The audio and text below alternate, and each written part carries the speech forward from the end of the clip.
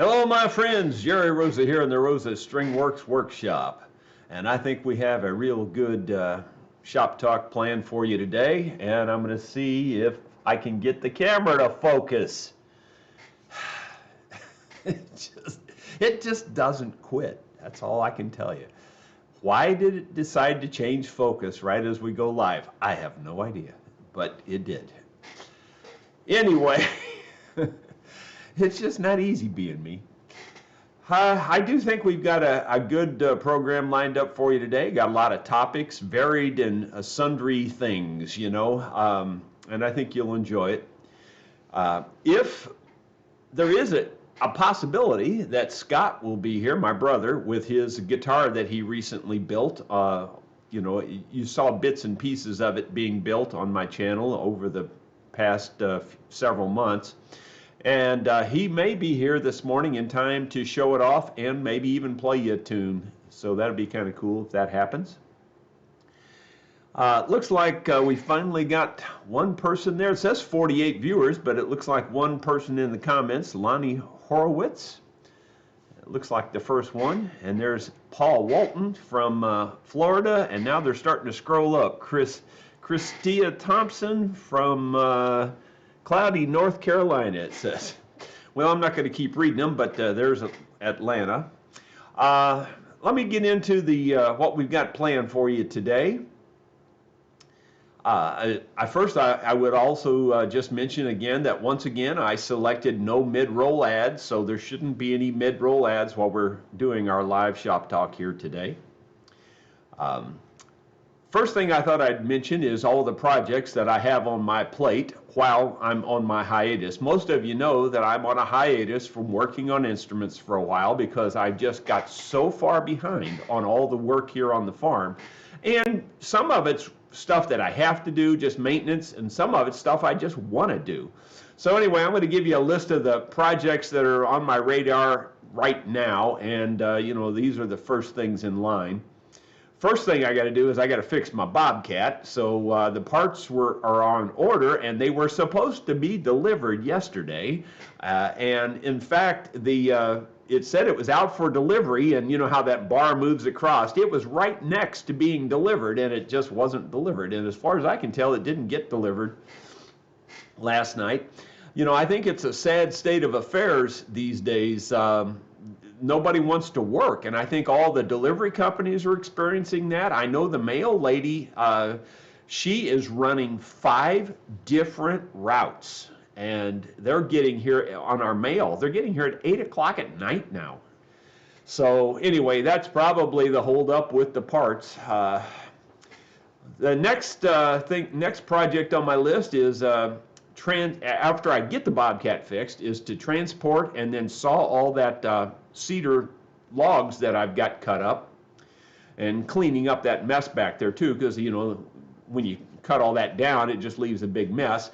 And unlike a lot of the homesteading channels that you see that burn every bit of the treetops and all that, and they leave their forests sterilized. I mean, like their forest floors are perfectly clean. There's trees and there's nothing on the floor. That's not the way I want my forest to look. I want my forest to look like a real natural forest, and I want brush piles and things because the little critters have no place to live if this floor is sterilized. All the predators will just catch all the little critters, and you won't have any of those little critters around. And it all works together in an ecosystem, So for me, by cutting down those cedars, some of you will say, well, that's a bad thing. You're cutting down trees. Well, I'm creating habitat for a lot of other animals, and I'm letting the sun come in for the other undergrowth to come in.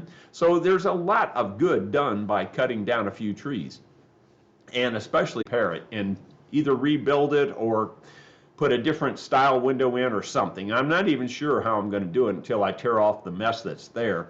And when I say mess that's there, you'll see it in the video and you'll agree it's a mess. It's pretty much a mess. Well, the guy that built it, he is sort of an okay carpenter in a way, but he really kind of messed up everything. He just about did everything halfway. I've tore out almost everything he ever did here. at the farm. And this is one of the very last things that's still remaining that he did. And I'm going to tear that out too. Let's see. The next project is they're up on my rental retreat. The back door, the sun, I guess, beat on it and the rain or splashing up or whatever. Anyway, it's caused the bottom of the door to rot. And my wife knocked out the it's like a double pane window glass in the back door, and she knocked out one of those panes with the weed eater. So I'm going to fix all that. I'm either going to put in a brand new door or at least repair the rod and try to fix the window, that kind of thing. I mean, it's still got one pane of window glass there, but I prefer the double pane. So that's another project. And then moving on to the projects that I like better or more fun, I'm going to relocate the drain on the pond that's up here. As you come in my entryway of our farm, there's a pond right there to the left that you've seen in several videos. And it's about 11 or so feet deep. And it's not real big around, but I'm going to do a whole lot of work on that pond. And one of the things I'm going to do is change where the drain drains out. The drain presently drains out into my son's field, and it just has his field soaked. It never dries up. It's just a big muddy mess back there. So he can't really use that for pasture.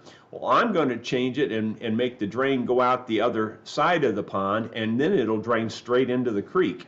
And when I say drain, it's a spring-fed pond, so there's water continually flowing into the pond, and therefore it has to continually flow out. And so that's what I mean is I'm going to change the direction where that water flows out and put it all the way across the pond, which is better anyway. That way the water has to circulate all through the whole length of the pond and then flow into the creek. So anyway, I'm going to do that. And then as soon as I get that done, I'm going to start on the water wheel project, which is the project that everybody's waiting on. They're all anticipating that one. I probably shouldn't have mentioned that one at the beginning because that's a fun project. It's a project I've had on my radar for 20 years. We've been here 25 years, and for at least 20 of those years, I wanted to build a water wheel there. And so that's going to get done this summer, one way or the other, but it's going to be the last project that I tackle probably. And and I say that, there's going to be other projects that pop up in things that I just have to do, maybe like fixing equipment or whatever too, but those are the ones that are on my radar right now. And then once I get all that done and I am off of my hiatus, believe it or not, I already have 21 people on the waiting list for working on their instruments. So there's a waiting list already, and it's 21 people deep.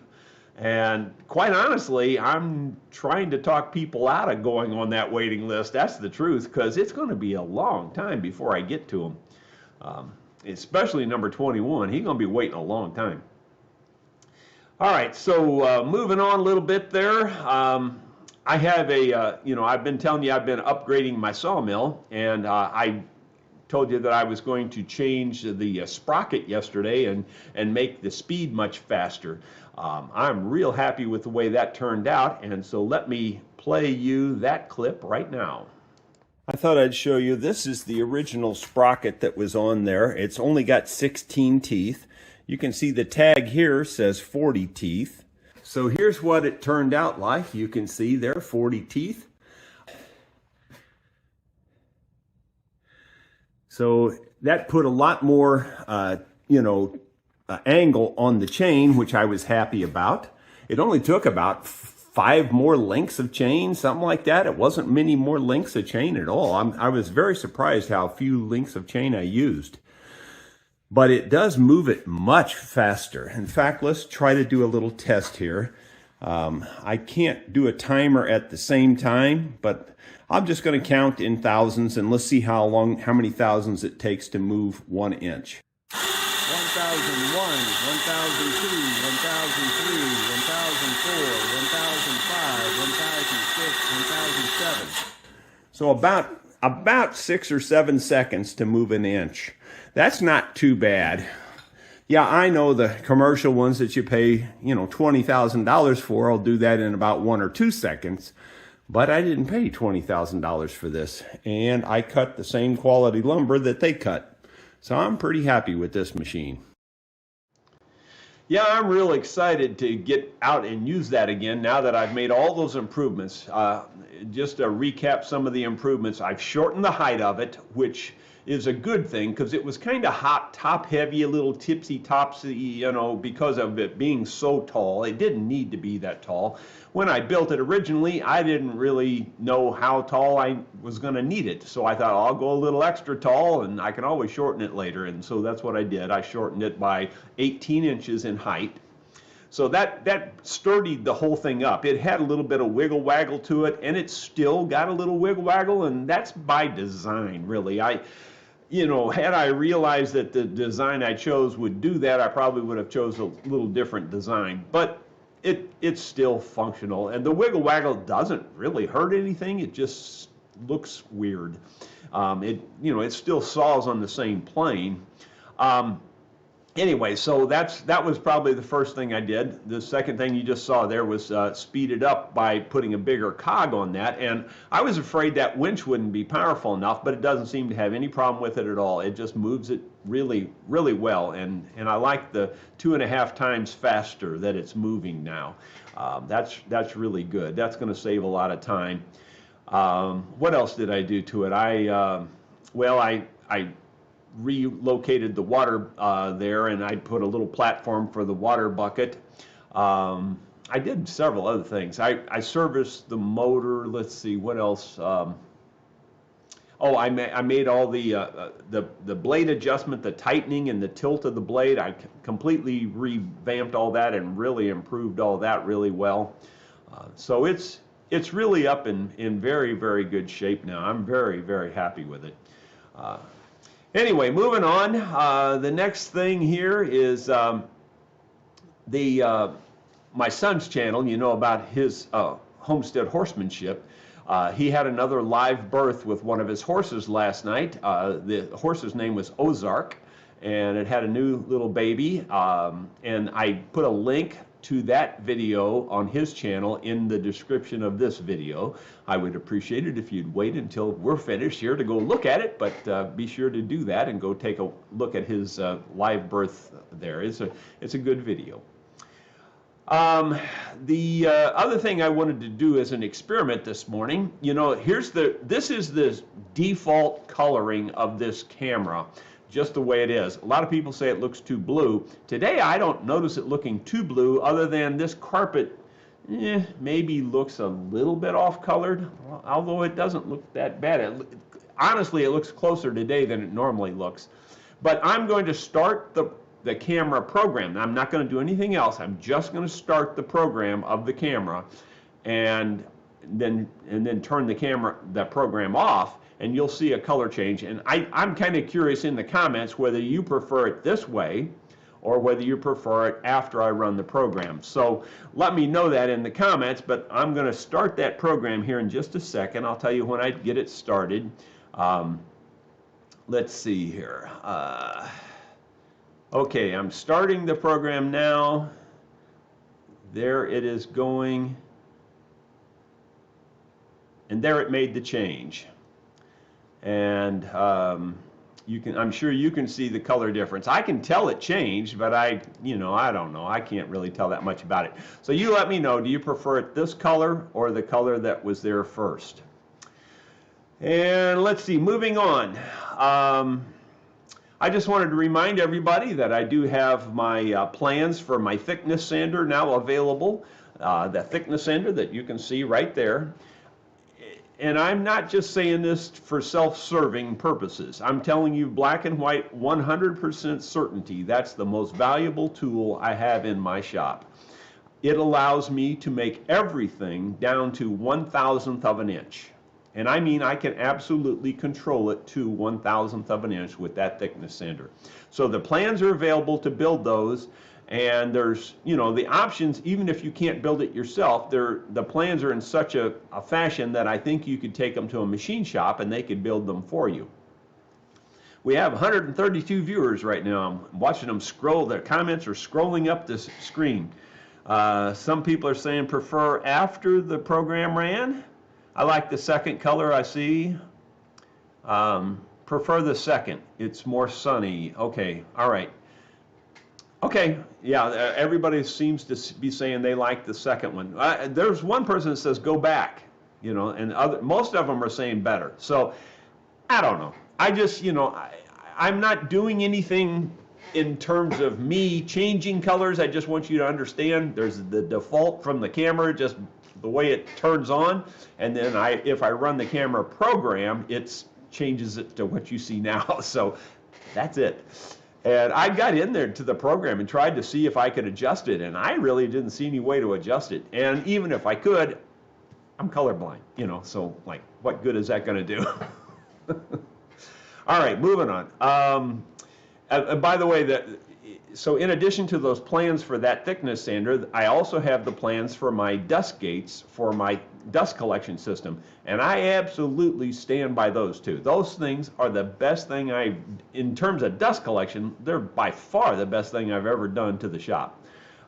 They're completely silent, you don't hear any leaking, and they really did improve the efficiency of my dust collector by a lot, by a big margin.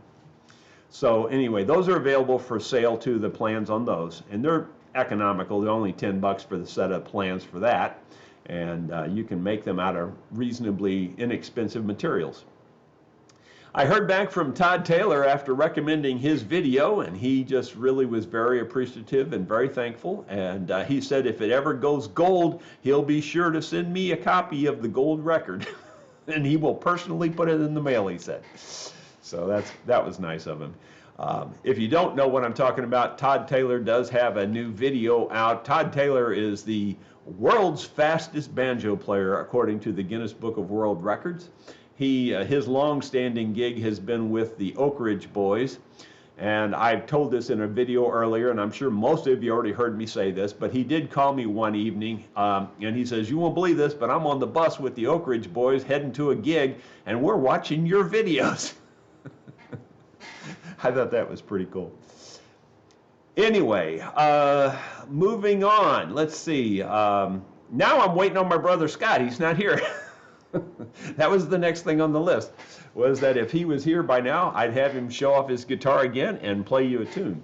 But he's not here, so we'll move on. And I've got the first question. I think we've got 11 questions in queue this morning here. And by the way, now that I'm starting on these questions, if you want to add questions in the comments there, be sure you put question marks in front of your question so I'll be able to see it and notice it. Put several question marks in front of it. And then we'll get to those after we do these ones that we already have in line.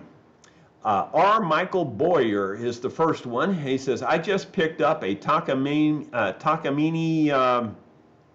EG240 at a thrift store. It's more or less an entry-level guitar with no bells and whistles other than a pickup. But it does have a solid spruce soundboard and solid Eastern mahogany, aka NATO back and sides. I'm not sure what the NATO means, N-A-T-O. He said there's a nickel or dime-sized hole in the back just opposite the bridge. My plan is to push the wood out that punched inwards, and with the help of glue and some other type of clamping device, get it all pushed back out. Then he went on to say that he was probably going to refinish it too.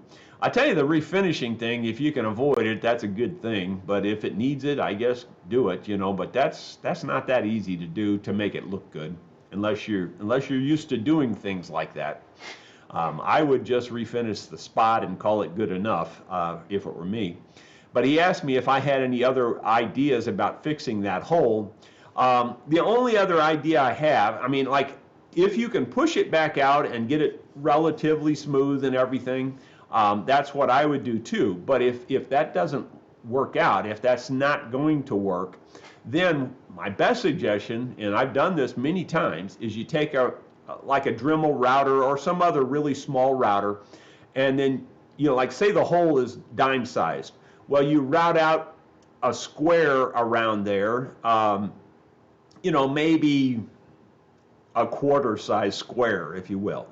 and then you cut yourself, and you route it about half the thickness of the back, or maybe a little bit thick, a little bit more than that, maybe 2/3 of the thickness of the back, and then you cut yourself a piece of mahogany, hopefully with the same type of grain pattern, and then you inlay that in there, and you glue that, of course, with Titebond Original, and then you can sand it smooth, or scrape it smooth, whatever, to the other surface. Sometimes that patch will look, I mean, you're going to notice that patch, don't get me wrong, I ain't saying that's not going to be invisible, but that patch is a good solid patch that way, and it's fairly easy to do, and it'll be strong, etc. And it could look better potentially than just a bunch of jagged fibers jammed back up through the hole, depending on how it broke and how clean you can do it. So that's my only other suggestion there, Michael Boyer. Hopefully that works for you. Henry Miller, he says, excuse me, he says, I bet Cash is one happy camper. Encourage him to memorize the lyrics, and I do that all the time. I have done it since day one, and he's not there yet, but he's trying, and he's doing really well. I mean, if you could have, I should, except that it would have been highly embarrassing. I wish I could have shown you how he was before. It's changed dramatically. It's like, yeah, it's night and day difference. It's that black and white different. But yeah, I'm trying to get him to learn the words and memorize them. Your question is, I just bought a Washburn Advanced Jumbo knockoff with Cocobolo sides and back and cedar top. I have 4 other acoustic guitars, but nothing with either of these tone woods. How do you imagine this will sound compared to mahogany, spruce, or rosewood? Well, Cocobolo is basically a rosewood, so it's going to sound a lot like rosewood in terms of the back and sides. Now the top, being cedar, if it is cedar, that is a softer sound or a more mellow sound, so you're going to have a nice blend there of the top and that crisper back. So I think that'll sound really good. I think it'll be a good sounding instrument. He goes on to say, it is coming with a rather garish aftermarket pickguard that will have to come off. Any advice about removing pickguards in general, or horror stories about removing aftermarket ones? It really has to go. Well, I would take a hair dryer or something. Make sure you test your heat. You don't want to burn something, and heat it, really good, and get it pretty warm. I mean, not like it's going to burn you, but pretty darn warm, and that usually makes the adhesive peel those pick guards off a lot easier. That'd be my best suggestion.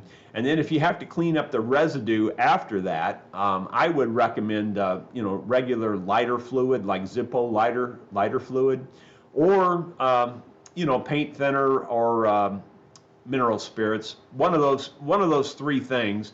The lighter fluid seems to work really good, doesn't seem to generally hurt any finishes, and mineral spirits and paint thinner, basically mineral spirits and paint thinner are the same thing.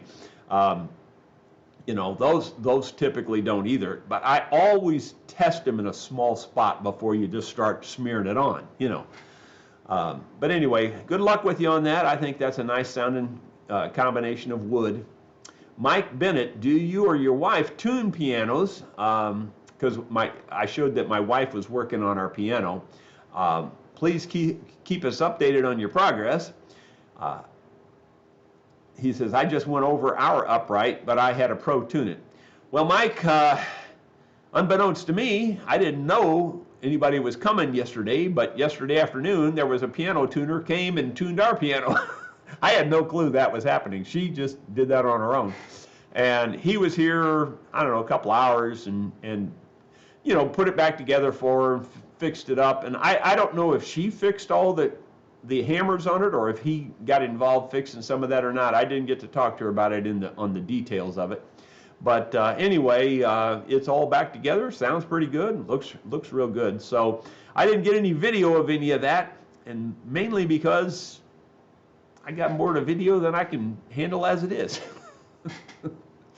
But anyway, it's back together and it's all over with. Clyde Lewis, he says he has a couple of questions. Hi Jerry, today's projects are looking good. I love the idea of you using the old saw blade. Well, I used a saw blade because it was circular to set the bucket on for the water feed down to my sawmill. Anyway, he says, my first question, I was wondering about severe weather in your location and how you keep instruments safe during, say, a tornado or flood. I had a tornado about 10 years ago that resulted in some flood damage to several guitars, swollen wood, finish cracks.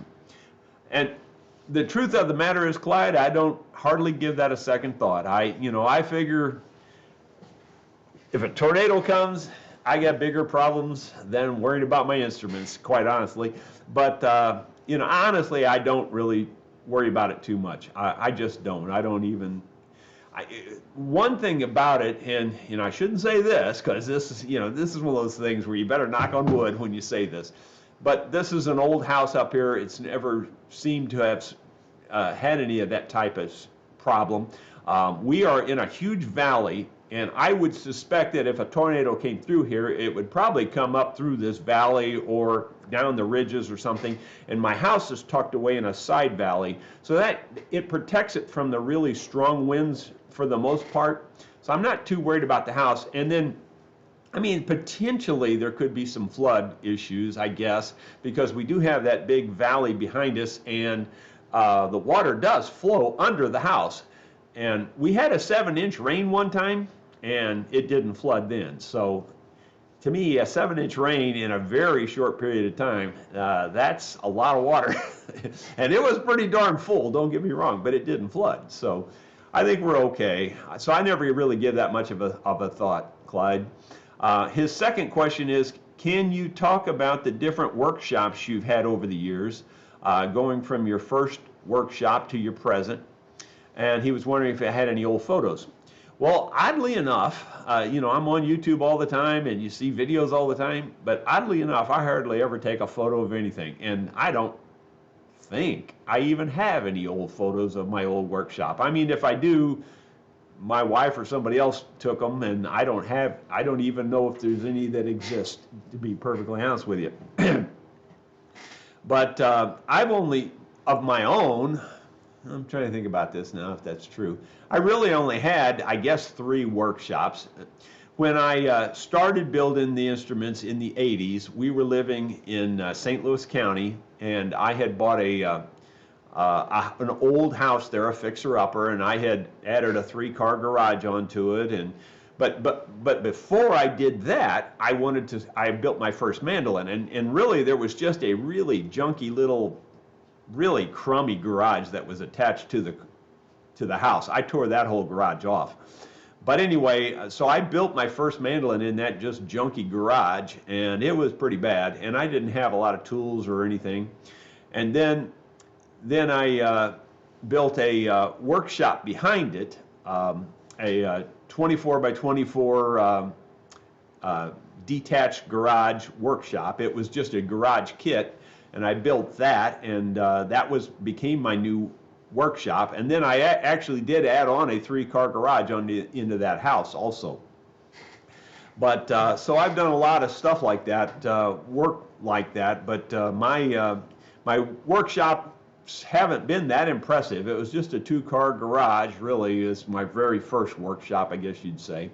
And then when we moved down here to the farm, then I built, the rental retreat now. I built that as my workshop. I built it like a house so I could turn it into a house later on, but I used that as my workshop for the first several years that we were down here on the farm. I don't even know how many years, maybe 15 years, I guess, because I built it in like 2001, so probably 10 or 12 years I used it as a workshop. Then I moved my workshop down here to be closer to my metalworking because I was constantly running back and forth between the 2 shops. So I have my metalworking shop on that end. I have this shop here.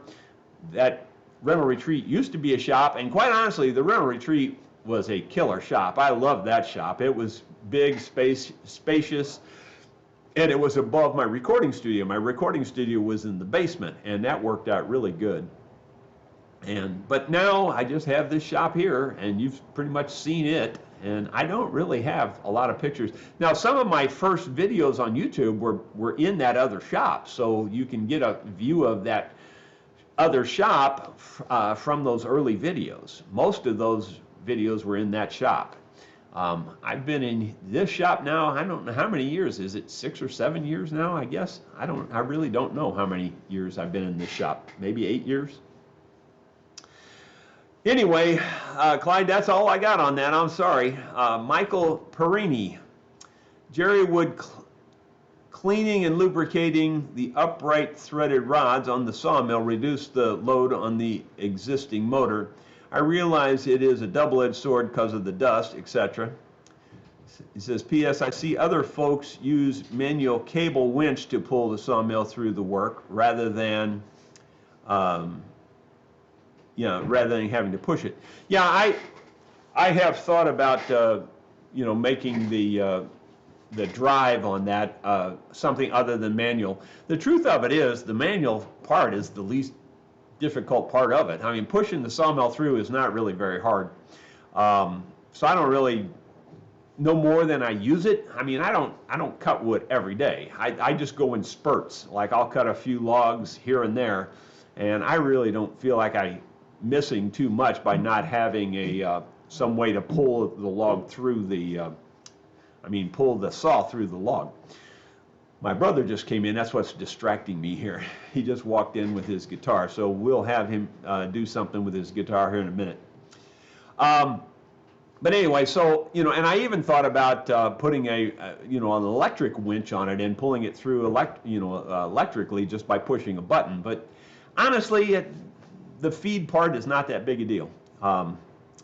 But as far as the friction on the uprights on those screws, I keep that lubricated with transmission oil. That's what they recommended, what's the big company that with the sawmills? I knew it until I have to tell you now. I can't think of it, but anyway, the big orange ones that everybody has, the expensive ones, they use automatic transmission fluid for their lubrication purposes, and that's so I've been putting that on there, and it seems to move pretty good. And actually, with the new big sprocket, I'm surprised how easy it turns. I really thought that was going to bog the winch down, but it doesn't. It just turns it just fine, and I'm real happy with it. Anyway, all those ideas that you're coming up with there on the sawmill, trust me, I've thought about all of them a bunch of different times and have either done them or ruled them out for one reason or another. I still might do something with the automatic feed. Just don't really feel like I need it because I just don't use it that much. Let's see. Scott, do you want to do something, or you because I can pause right here and we can pick up on this in a minute. It's up to you. Come on over. Sure. Want to bring a chair or something? He's got the finish looking good. The finish really is beautiful on this now. Looks like a factory finish. Wow, that's really nice. For those of you who know that I was talking about using the super glue as a filler is a really good filler. I just can't stand the fumes. Someone mentioned that they have the odorless super glue now, so I ordered a bunch of that. That's on order too. It hasn't gotten here yet. But when or if I get to my dobro, that's another project I was going to do on my hiatus. So I may build a dobro too. But if I get to that, I will probably use the odorless super glue to fill the pores. But it's looking really good. Looks really nice. You want to play it? He's got a wrist brace he's taken off. He's such a cripple. I just about am with my left hand anymore. getting worse and worse.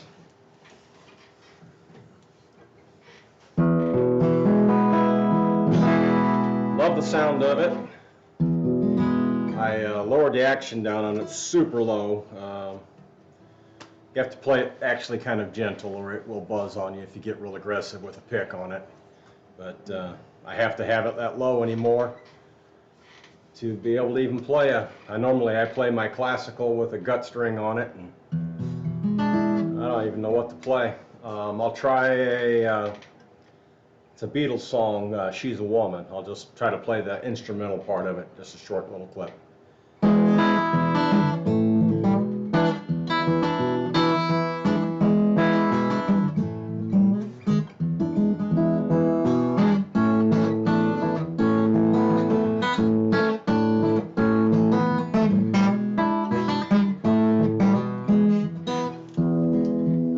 I'm not in a very good spot here.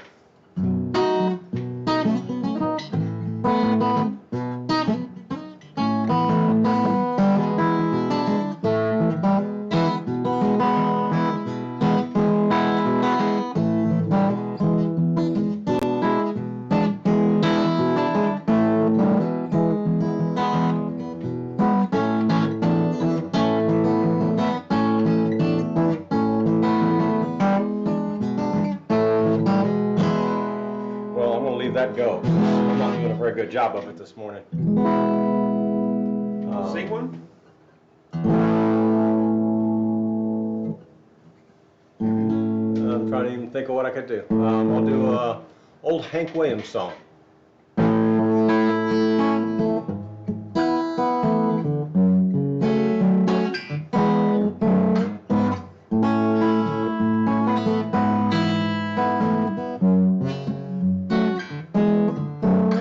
Did you hear that lonesome whippoorwill?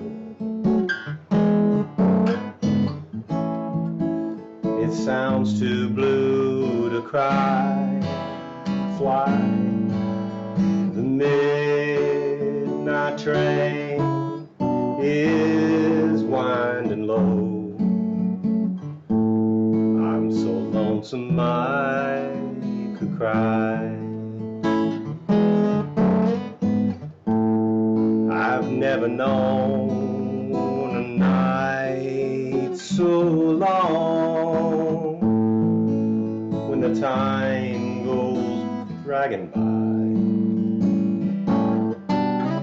The moon just went behind a cloud to hide its face and cry.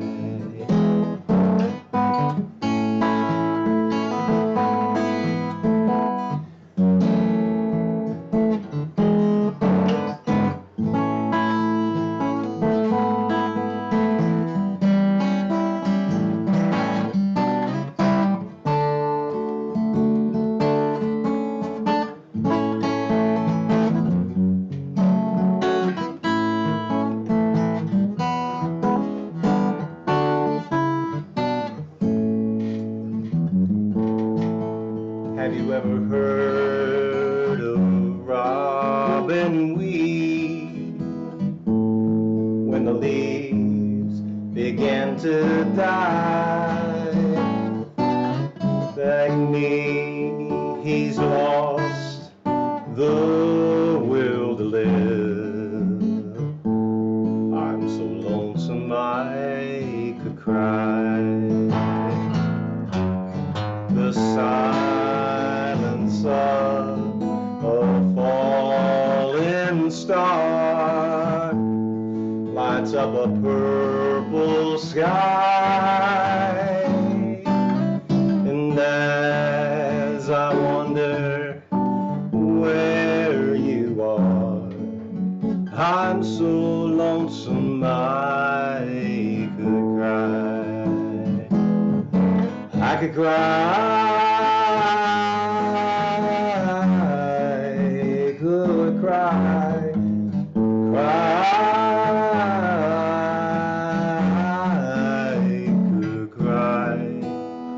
I could cry.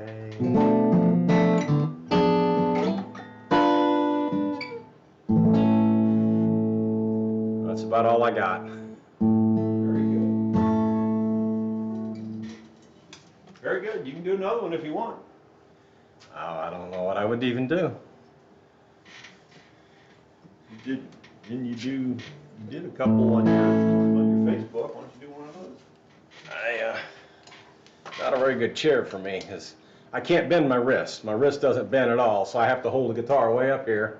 What, this chair? And, Shorter chair? What, the shorter chair? So I'm struggling, and I should have put my strap on, what I should have done, I guess. Let's see. When Jerry built me a guitar, I don't know how many years ago was that? 15 years, 20 years? I don't know how long ago it was. Quite a while, 15 I'd say.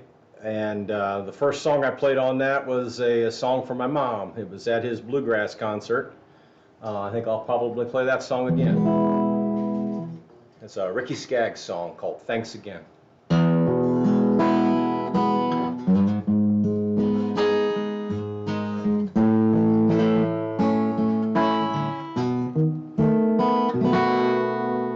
It's a slightly overdriven mic. Maybe I should back up a little bit.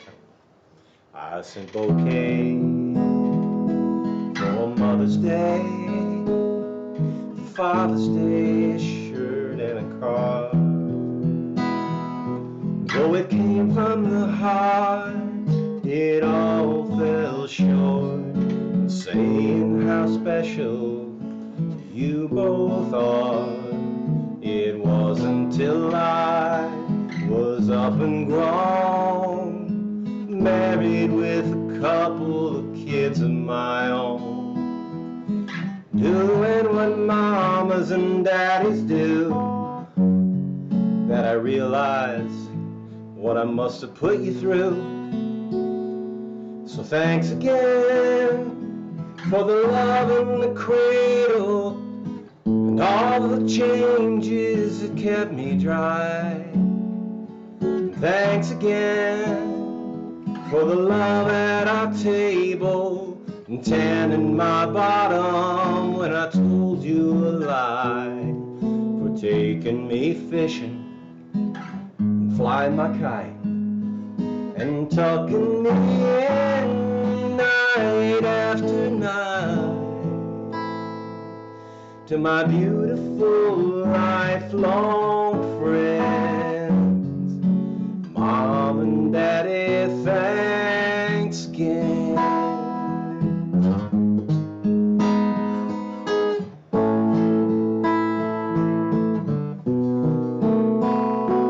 I'm still a young man, well, at least I think I am, but I'm watching my hair turn gray. And this call last Sunday brought to mind that I owe you a debt that I could never repay. So thanks again for the wait and waiting when I started dating on weekend nights. And thanks again for the help with my homework and staying up with me till I got it right. Your car for the prom, your letters and all, and most of all, Daddy, for marrying Mom. To my beautiful lifelong friend, Mom and Daddy, thanks again. To my beautiful lifelong friend, Mom and Daddy, thanks again.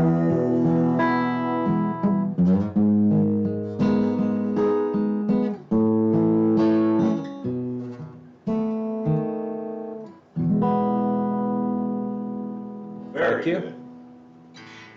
That was pretty darn fine. Have a great day. Well, that's why I don't play more. That was really good. In his defense, this microphone, it overdrives real easy, number one. this camera, between the two of them, it's wonders I get anything out here to you guys. It would have been better if I could have done it on my actual normal camera, because the sound on that works great. But this thing, this whole setup is just halfway, is the best way I can describe it. We've got 168 viewers right now. Put in the comments if you liked what he was doing there. One says you should build guitars and sell them. He said, Steve McCure says, thank you, that was really good. And another one says, that was really good. Very nice. There are all kinds of good comments on that. Yeah, and if you could hear it here live, it was even better. Coming across this junky little microphone. You know, these things here are touted to be so great. I don't find them all that great. I think the one that I had before was even better. I probably should get the one up at the house that I have, the blue microphone. It was the original one. It seems like it's better than this one. I think I might switch them back out. This one's cool because it's got lights on it. You can see these lights. It's supposed to be cooler, but it doesn't seem to work as well. I'm probably making all kinds of noise moving it around here too, so sorry about that. Well, let's see, moving on the questions here. Thanks, Scott, for doing that. James Akers says, hello, Jerry. I have a question about how thick do you make the bridge plate and how wide?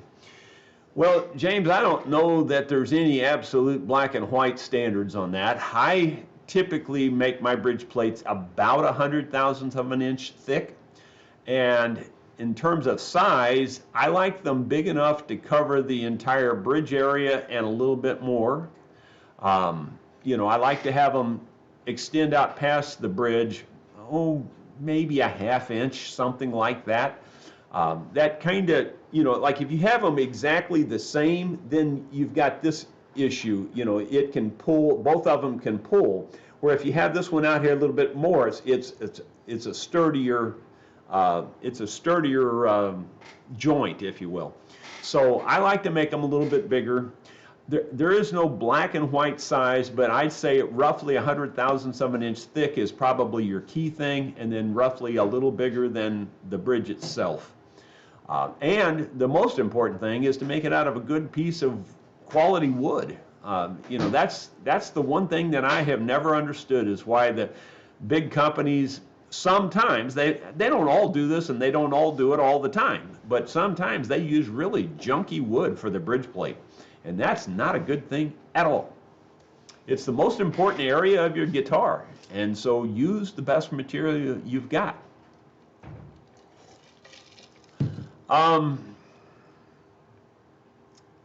Let's see. The next one is Chris DeGroot. Someone just gave us a super chat. Thank you very much. Chris DeGroot says, hi, Jerry. What kind of plans do you have for drying the lumber that you cut on your sawmill? Dried inside or outside? Kiln dried, maybe? And so you fell right into my hand here on that question. So I waited to show you this video until right now. My friends, I'm in the greenhouse this morning, and you can see we've got the tarp up to block the sun off the lumber, but this is the walnut and elm that's drying. The elm is down below, and we figured the elm would probably twist, and that's why we stacked all the other stuff on top of it to keep it flat. And up until today, for sure, every time I would put the meter on here, it would say overload. Well, this morning, this board is at 11, well, depends where you move it. You can see there's 12%. Down on this end, it'll probably be drier. Nope, it's even wetter. Weird.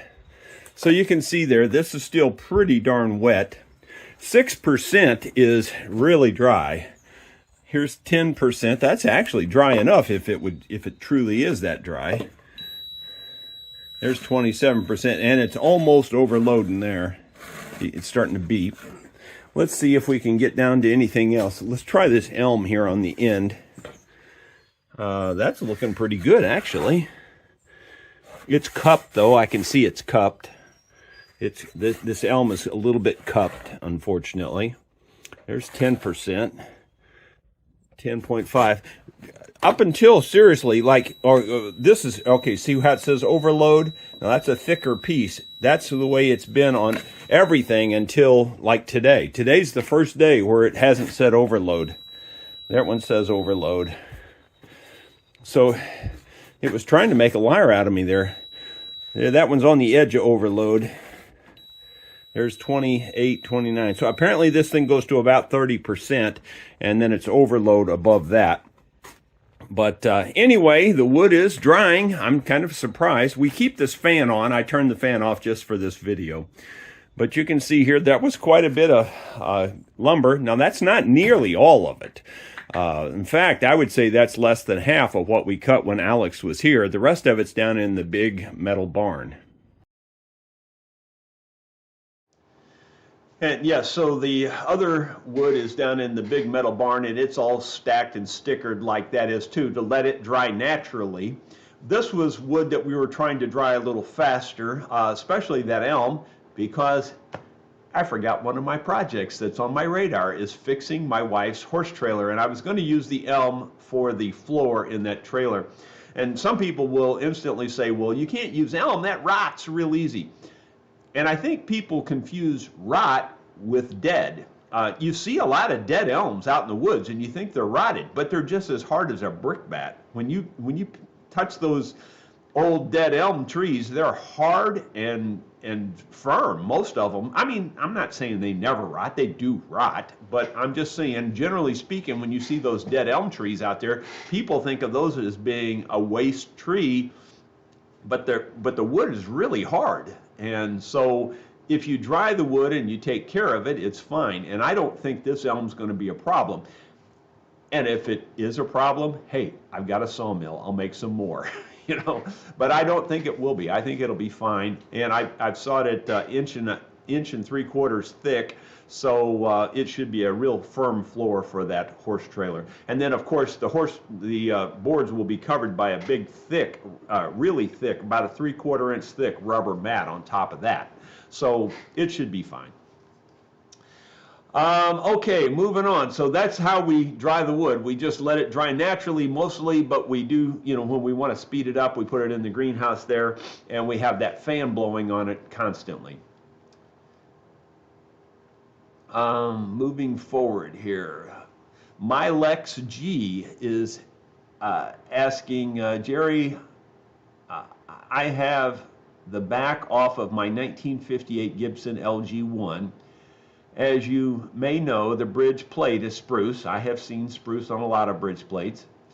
It's in pretty good shape as far as nicks and gouges, but would it be advisable to place a thin piece of another type of wood over that to sound better? What type of wood, if so? Well, my Lex G here, I mean, if you got the back off of it, that kind of changes things. Ordinarily, I would say just leave it alone if it's in good shape. In other words, if it's not broke, don't fix it. But if you've already got the back off and it is spruce, that's a tempting one. I got to be honest. I'd probably remove it. I would actually remove it and replace it with a good piece of rosewood, or like I use the Paduke, or you know, any good hard wood like that. Now I don't think I'd use mahogany because I don't think that's your best option. I think either a rosewood or a Paduke or some other good wood like that, like the Babinga that was made my friend Jesse Burge made Cash's guitar out of. Babinga would be a good choice. Any good hardwood that you can tap on and you hear a nice crisp click, that's a good tone wood to put in a bridge pad area. You know, I hesitate telling you to take that off and change it, but since you got the back off, I'd probably do it. And some of you will say, oh, you're destroying an old, you know, guitar and you're changing the value. Well, first of all, I don't think you are changing the value, especially when you improve the sound, and the sound will improve. Secondly, you know, Gibson and Martin at odd times of their life use rosewood and those other woods as bridge pads also. So why they don't use them all the time, I don't know. But I think Martin has seen the light, and they seem to be doing more and more rosewood bridge pads now. And maybe they've seen my videos, because it really doesn't make sense to use secondary wood in that spot. First of all, you want it for strength, because that's the purpose of the bridge pad, is strength. Why use spruce? It's not strong. It's not that strong. It's not weak, but it's not as strong as using rosewood or something else. So, you know, I just go back to common sense. You know, everything I do is common sense. And common sense will tell you rosewood's going to be a better bridge pad. There you go. So anyway, so you do what you want there, my Lex G, but since you got to back off, I'd probably take the spruce out and replace it with a good hardwood. That would probably be what I would do. I wouldn't do that otherwise. It's just the fact that you got to back off. Paul Akers asks, have you ever encountered a fretboard that the scale was off on the frets? If so, how did you fix it, replace it, or resaw it? Well, Paul, you know what? It seems like I have encountered that. And quite honestly, I can't really remember any specifics, but it seems like I do remember having an instrument with bad fretboard type thing.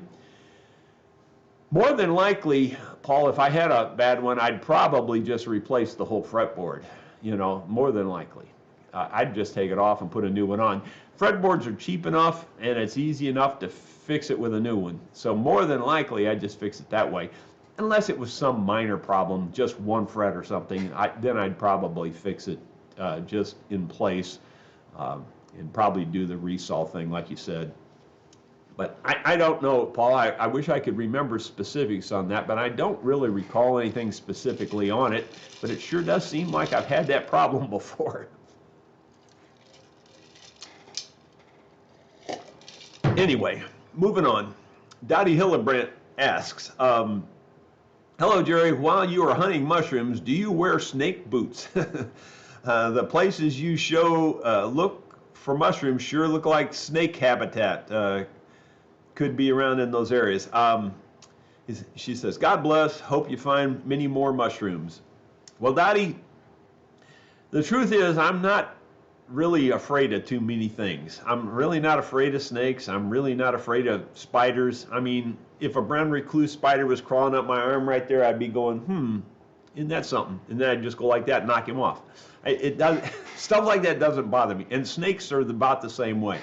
Now, having said that, I definitely do not want to get bit by a copperhead, and I definitely do not want to get bit by a rattlesnake.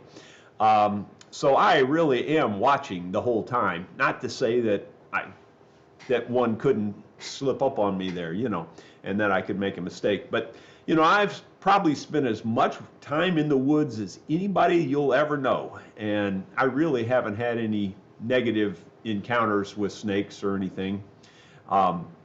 I'll tell you a funny story one time, though. and I probably shouldn't say this because you're not supposed to kill these things, but I got down out of my tree stand one time, and there was a giant copperhead. And I swear to you, it was the biggest copperhead I've ever seen in my life. This thing was like just enormous. It was huge around, and it was long. It was well over 3 foot long. I think the longest one we've ever killed was 42 inches, but this one was so big around and like that. So I thought, I'm gonna kill that sucker. And it just so happened that I brought my axe with me that day, and I had it was a long-handled, double-bladed axe. So I'm standing back, you see, and I go like this, I'm gonna chop his head off. Well, I missed, because he was quick. And he struck, and he jumped, and he landed right where I used to be standing. Then I thought twice about that option, and I left him alone, and I left. So while I'm not really afraid of them, I definitely respect them, you know. And there's no point in, you know, making one of them suckers mad and then end up regretting it, you know. So, but for the most part, I really don't worry about it too much, Dottie. But I do wear boots. In fact, I got those boots on today. You can see they're a high top type boot. So, that would help too. Of course, they could bite above that, but unlikely. They would probably strike at that lower area. Anyway, that's the name of that tune. I have never seen a rattlesnake in the wild ever. Is that true? I think that's true. I don't think I've ever seen one in the wild. I've seen them after they've been killed, that somebody else has killed one or something, but I've never seen one, and I've never heard one. I have encountered them in not rattlesnakes, but other snakes like copperheads. I've encountered them in some pretty precarious situations, but so far I've never been bit. Okay, moving on. Bill Dedrick says, or Diedrich, I'm not sure which way you pronounce that. Jerry, what do you think of the Weber mandolins that tone from Justin Moses as an example? His playing ability is absolutely incredible, just like Sierra's. Have you played a Weber? Also, what do you think of the mandolin playing ability and tone from people like Marty Stewart, Ricky Skaggs? I know both of them play the very valuable and expensive Gibson Lloyd Lores. Well, all of those people are way better than me. I mean, just exponentially better. And they're all really, really good players. Justin Moses, he's just flat amazing on everything. Of course, Sierra is too, and really Ricky Skaggs is too. Marty Stewart, I don't know as much about him other than I know he's really good. And but anyway, they're all excellent. So I have nothing negative on any of those guys. They're all really good. The only thing I might point out, which I really found this, I don't know, like, really? That was my reaction when I heard Ricky Skaggs say this. And what he said was, I can't do the tremolo. He's not a tremolo guy. He can't really do, he can do it a little bit. I mean, he was trying to demonstrate it there. Somebody asked him about tremolo and he said, I gotta tell you, I can't do tremolo. I really thought that was weird. It really, as good as he is on everything. I mean, he's so good. I mean, he's incredible on everything, on guitar, fiddle, mandolin, everything. And he's not into tremolo for some reason. But anyway, I just thought that was that's just a side comment. But all those guys are really, really super talented.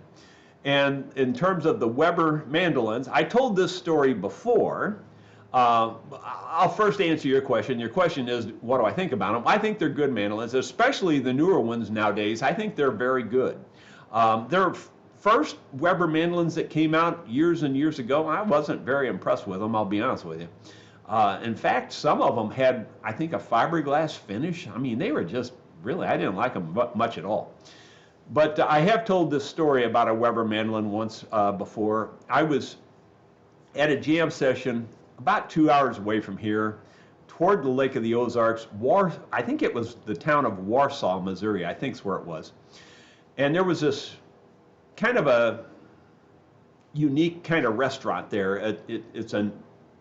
They served all kinds of alternative stuff, and it was a neat little place, and they had it fixed up as in an old building, and they were having a jam session there. So I went there.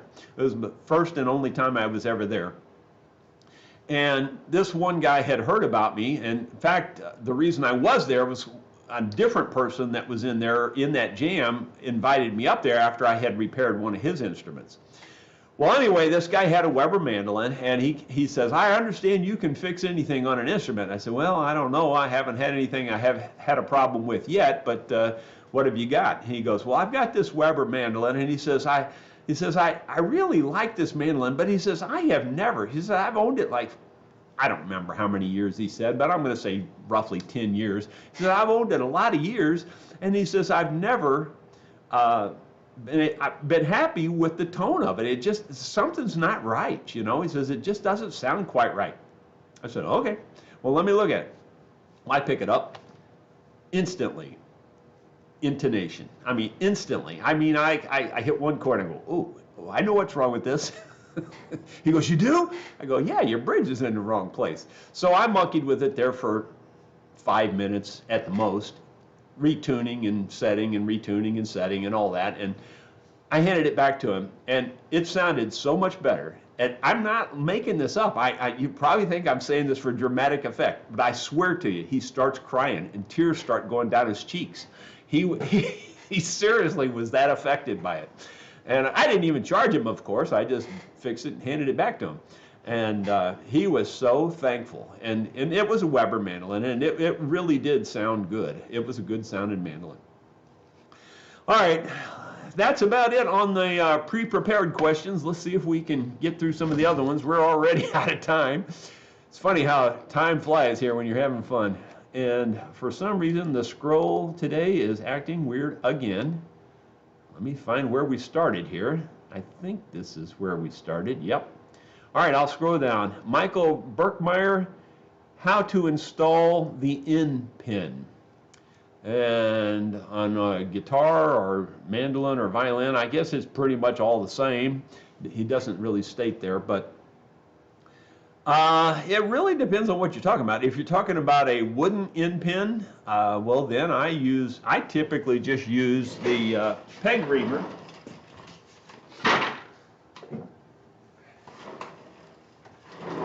I try to make everything fit this taper. This is just my standard, the way I do everything. This is my standard taper. It's just, it's just a peg hole reamer for violin pegs. And whatever that taper is, and I don't know the degree, I'm sorry, but it's just a standard violin peg box taper. And I try to make everything fit that. And the way I do it when I'm putting a wooden in pin in, of course, I want to make sure the hole is round first. And I want to keep the hole as small as I can keep the hole. I don't like to make them real big. And I don't like to ream the hole out to fit the peg. I like to make the peg fit the hole. In other words, you can keep going and sooner or later you get it so big, nothing fits it anymore. So keep the hole small. That's your first tip. Second tip is to make the peg fit that. And what I do, and this is not, I'm not going to say this is going to work for everybody, but it works for me. And what I do is I take the wooden peg and I put it in the hole and I start turning it. And I turn it and I turn it. And I don't try to push it in real hard, but I turn it and I turn it. And then I look at it, and usually they're ebony pegs, and you can usually see a rub mark where it's been rubbing. And then I take something like, well, I usually use an X-Acto knife with a real sharp blade. No, this one's not sharp, but I usually use a real sharp blade. And then I just take and I scrape that peg in those places where I can tell it's been rubbing. And I just scrape it off and scrape it off and scrape it off. And it scrapes pretty fast. It's not a really fast process. It's a slow process. But then I put it in and I turn it again, and then I look at it and I scrape it and I scrape it and scrape it and I push it in. And each time you do that, it goes in a little bit further, a little bit further. Now, it's a slow, cumbersome process, but it makes the peg fit the hole perfectly. And then when I get to about that far, I mean, like it's just barely sticking out, from where it's supposed to be, then I just tap it the rest of the way in. But I'm talking like a 1/16 of an inch, roughly. I'm just gonna say something like that, or maybe about 2 millimeters, roughly. 1.5 millimeters, actually, would be closer. When it gets about to 1.5 millimeters away from going in, and I just tap it with my butt of my hand or something soft to drive it the rest of the way. You don't want to drive it very far because you'll bust your thing you're driving it into. Okay, that's how I do it. The next one, George French. I see Itchy Boots is on hiatus too. Coincidence? Yeah, we've been hanging out.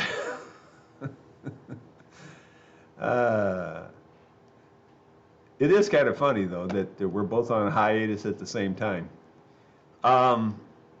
Professor instead of professor. Ever consider using all that running water and heat pump to heat your home? Heat pumps are very efficient, if you can get the coil above 32 degrees. You know, I don't know. I am not sold on heat pumps. I mean, I know lots and lots and lots and lots of people are, but I'm just not sold on them. But I have considered using the water and all the stuff here for power and things, but yeah, it's just such huge efforts. And quite honestly, most of it's very minimal payback. So I don't know. It's not off the radar entirely, but I don't see it in the immediate future. Peter Labeck, I prefer second. It is more sunny. Oh, he's saying that was about the video change that I made. Most people did prefer it. There are a couple of people say they like the first one better.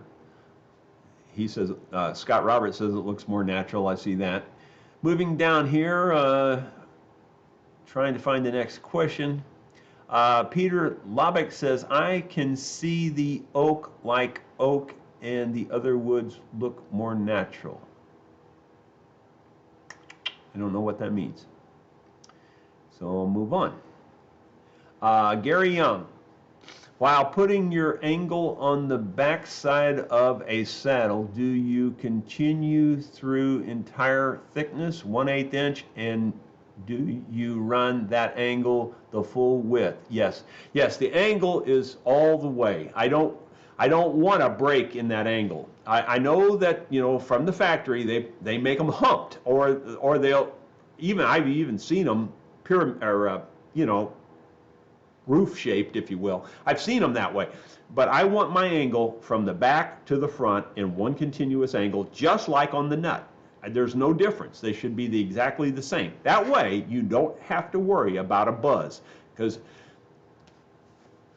Jesse, you're going to hate me, but Cash's guitar had a little buzz like that on the G string, because the saddle didn't go all the way. It only went about halfway on the G string. And so I had to, as soon as we took it out of the case, I didn't say anything in that video because I didn't want to hurt anybody's feelings, especially Jesse's.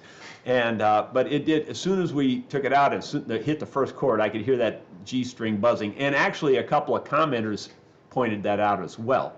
And so I fixed that off camera immediately. But that's the reason. I want that saddle going the full angle, the full length. Now, when you have to intonate like your B string, where you have to cut it back, well then I cut it back so that, you know, it's just a shorter angle, you know what I'm saying? But it doesn't have any option to touch past that angle. You know, you don't ever want to give it an option to touch the rest of your saddle once it leaves that angle, if you will. I don't know if that makes sense the way I'm saying it, but the point is, it will buzz, trust me, if you don't get that just right. So I do use the full thickness of the saddle and make the angle that way. Jesse Burge is there with a question. He's the next one. Jesse, you must be psychic. How is Cash doing with that new guitar? He is loving it. He absolutely loves it. And he played it Wednesday. We didn't film any of that, but he's doing really good. I'm throwing harder songs at him now. I'm throwing 4-chord and more songs at him now. He was, you know, he was pretty much just doing the circle pattern 3-chord songs, and now I've got him doing some pivot pattern songs. Where, if you don't know what I mean by that, I'm pivoting around the 1, which would, if you were playing G, C, D, G would be 1, so you go like G, C, G, D, G, C, G, D, where you're pivoting versus just going in a circle. G, C, D, G, C, D. There's a lot of songs that just go in a circle. There's a lot of songs that have that pivot. And now I'm throwing 4-chord songs at him where he has a 2-chord. And, you know, anyway, he's getting it. He really is. 10 years old, I've said this from day one, and you'll never change my opinion because I've done it too much to know. 10 years old is the magic age, and he just turned 10. It's the magic age for youngsters learning to play, and they just take it and go. right there. If they've got the mind to do it, at 10 years of age is the age to get them going. So if you've got a youngster out there and you really want to get them involved in music, grab them at 10 years old and go, and you won't regret it. So Jesse, you did a good thing there with that guitar, and he's loving it. He really is. Kim Williford, Scott Rosa is coming to you soon, 8:30 a.m. Okay. Thank you. He's already been here and gone. Sorry, I didn't see the note in time, Kim. Bob L. Hi, Jerry. How is your wife's injury to her hand? She's doing fine too. Yeah, like mine.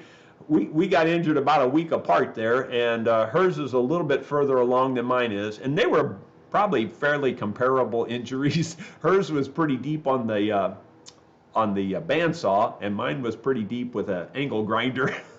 The difference was hers could be kind of put back together, you know, and she butterflied hers together. I didn't even try because mine, there was a gap there. There was just a big wide gap on mine. It looked pretty bad. It really did. I was really kind of worried about it there for a while, but then it never did hurt, and it still doesn't really hurt much. It's a little bit tender, but not much.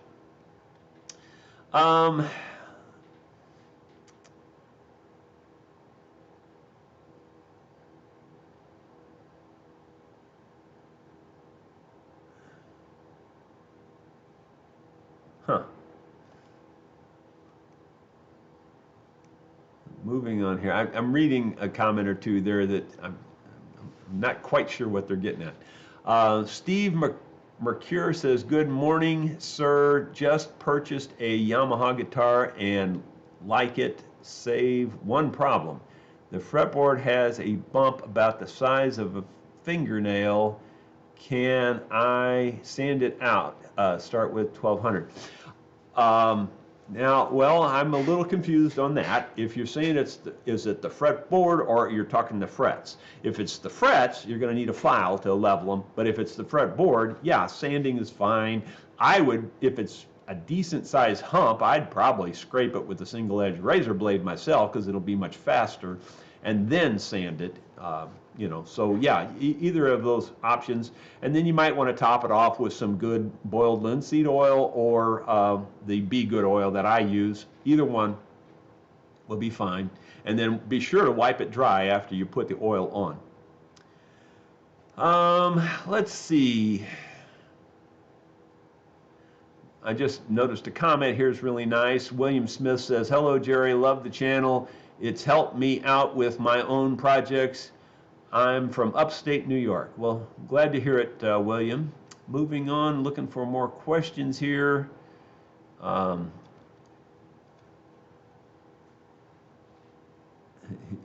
He said Scotty beamed him up. Peter Laubeck said that. So I guess he's talking about my brother Scott. Paul Lanier says, fantastic picking on your beautiful guitar and better skill at singing than I can. Yeah, Scott's an amazing musician. He really is. I've told the story before. I'll try to just give you a little snippet of it. But when he was only 10 years old, I was 8 years older than him, so I was 18. He would come home from school and he'd say, I can play a piano, I can play an accordion, I can play a trumpet, I can play a flute, I can play this. Every day it was something different. Every single day he'd come home and say, I can play this, I can play that. And we were going, oh, shut up. That's what we were saying to him, because we didn't know. And sure enough, he was a musical genius. And keep in mind, he was at that 10-year-old age, if you stop and think about that, what I just told you a minute ago. Well, the Chesterfield Mall was brand new, and we were there as a family exploring the mall, and we come out of Sears, and right to the left was Taylor Pianos, Taylor Music Store. And it was all baby grand pianos and uprights and stuff.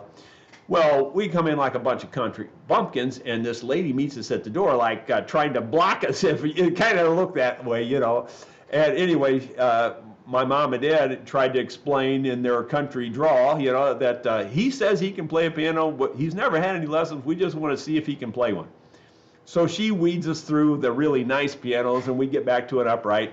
He sits down at that piano. He's 10 years old, keep in mind, and he's never had a lesson.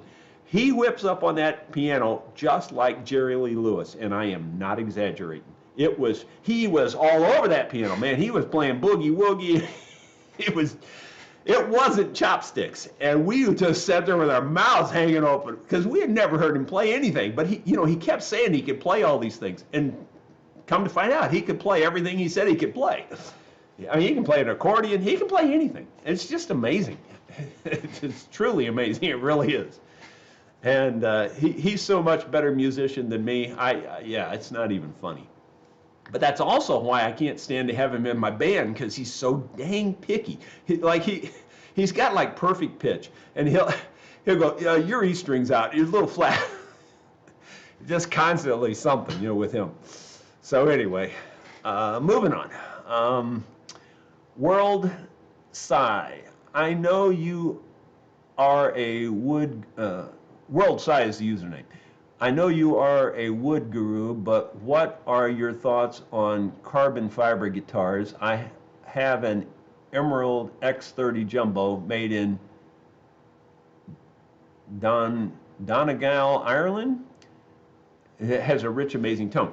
I'm not a snob on instruments. I really am not.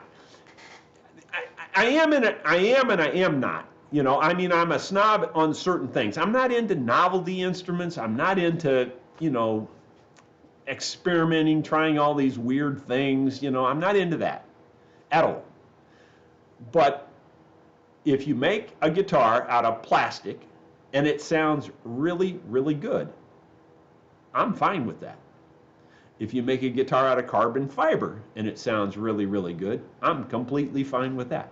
I got no problem. I'm not a snob that way. As long as it sounds good, as long as it's done well, I'm good with it. But I'm not into novelty crud. I mean, like I've seen, there's a guy in this area that used to build guitars, and he'd use a muffler, and he'd use, all kinds of goofy stuff to make these guitars, and he just thought he was something else. And I just thought it was just the hokiest, dumbest thing in the world. So, I'm a snob that way, but I'm not a snob otherwise. In terms of the kinds of materials you use, I don't really care, as long as it sounds good. If it sounds good and it plays good, I'm all for it. World Sci. Wait a minute, that's the one. Oh, we're done. That's it, and we're past time anyway. So thank y'all again, once again, for being so nice to me. There's 173 of you right there right now. I really do appreciate your support. Tell people about the channel if you would. Pass on the videos to others. Give me thumbs up whenever you can. Be sure to subscribe. If you don't know about subscribing, it doesn't cost you anything. You don't get junk mail because of it or anything like that. Subscribing just helps me promote my channel. That's all it does. So thank you very much. We will probably see you Monday.